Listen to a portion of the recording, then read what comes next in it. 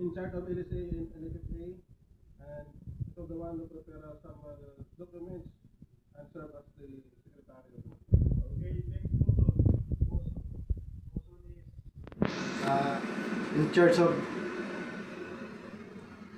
inventory and supervise the AB and the OS on deck work repair and maintenance on board.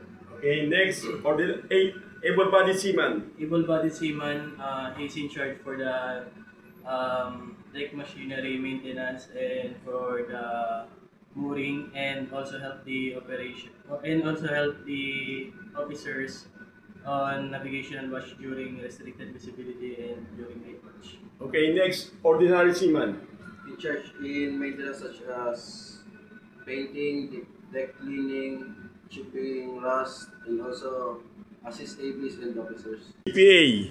The DPA is the company security officer, and it is the one in charge with the communication between the shore and the bridge, and also the bridge and the ship and the shore, and also the communication between the company and the ship regarding especially with the welfare of the crew, and also it ensures that the ship will have the compliance of its safety management system. Okay, very good.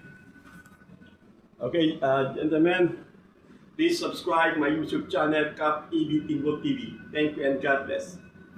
Yay!